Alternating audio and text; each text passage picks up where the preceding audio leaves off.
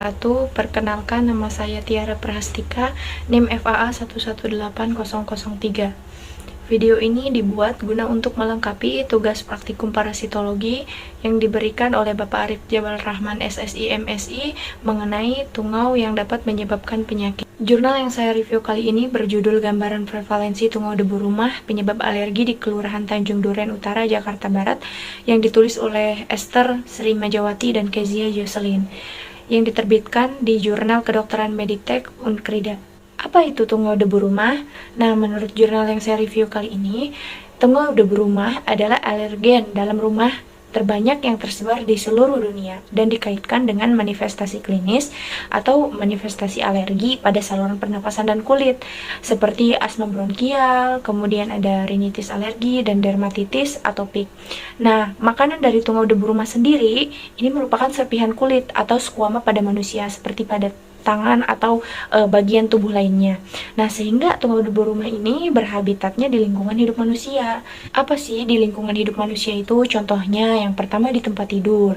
Nah, di tempat tidur ini dia bisa berada di spray, di kasur ataupun di bantal. Kemudian ada juga di karpet, di lantai, dan juga bisa ditemukan di luar rumah, misalnya pada sarang burung, pada permukaan kulit mamalia dan juga binatang lainnya. Nah, kenapa harus di kasur? Karena di kasur itu merupakan tempat yang lembab, dipengaruhi juga oleh keringat, kemudian ada napas, kemudian juga air liur, dan bisa juga rambut yang basah setelah mandi atau rambut-rambut rontok yang berjatuhan. Ada beberapa spesies dari tungau debu rumah sendiri yang paling dominan yang ditemukan di tempat tinggal warga atau di pemukiman warga, yaitu nama spesiesnya Dermatophagoides pteronicinus. Dari jurnal yang saya review kali ini bertujuan untuk mengetahui gambaran prevalensi dari tungau debu rumah dan juga faktor-faktor yang mempengaruhinya. Desain penelitian yang digunakan menggunakan deskriptif dengan pendekatan potong lintang atau cross-sectional. Penelitian ini dilakukan di Laboratorium Parasitologi Fakultas Kedokteran dan Ilmu Kesehatan FKIK Universitas Kristen Krida Wacana atau UKRIDA dengan populasi penduduk yang digunakan yaitu RW 07 Tanjung Duren Utara, Grogol, Petamburan, Jakarta Barat. Bisa dilihat di samping saya pada gambar 1, ini merupakan tungau debu rumah yang diperbesar menggunakan mikroskop yang ditemukan dari ruang keluarga dan juga ruang tidur.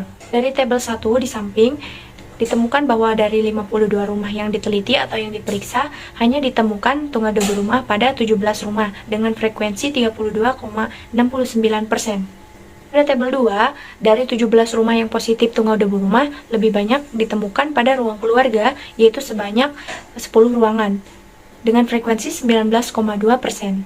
Sementara di ruang tidur, itu hanya sebanyak 8 ruangan, dengan frekuensi 15,38%. Pada tabel 3, tampak bahwa dari 17 rumah yang positif tungau debu rumah, hanya 5 rumah yang penghuninya memiliki alergi atau asma, dengan frekuensi 29,41%, sementara dari 30 rumah yang negatif tungau debu rumah, hanya 8 rumah yang penghuninya memiliki alergi atau asma dengan frekuensi 22,86%. Data ini menunjukkan bahwa ada lebih banyak pengidap alergi atau asma di rumah yang positif tungau debu rumah.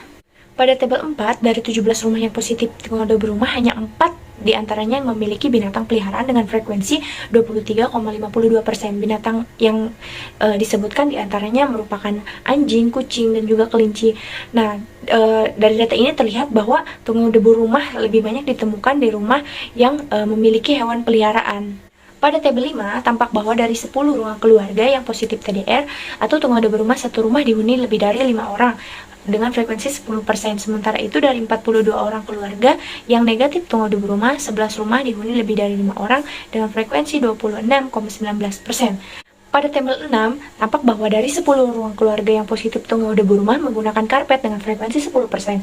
4 dari 42 ruang keluarga negatif tungau debu rumah menggunakan karpet dengan frekuensi 9,52%. Hal ini menunjukkan bahwa karpet dalam ruang keluarga itu mempengaruhi populasi dari tungau debu rumah.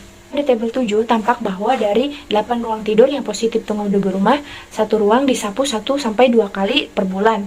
Sementara dari 44 ruang tidur yang negatif tungau debu rumah, itu 4 ruang disapu 1-2 kali per bulannya.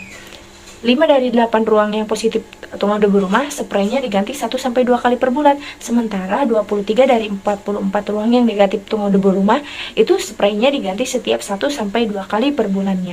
Hal ini menunjukkan bahwa frekuensi membersihkan ruang tidur tidak berpengaruh pada populasi tungau debu rumah. Pada tabel 8 menunjukkan bahwa tungau debu rumah lebih sering ditemukan di rumah dengan kelembapan yang tinggi. Hal ini sesuai bahwa kulit tungau debu rumah yang tipis sangat sensitif terhadap hilangnya cairan di kelembapan yang rendah, sehingga keadaan rumah dengan kelembapan tinggi menjadi lingkungan yang baik untuk perkembangan tungau debu rumah.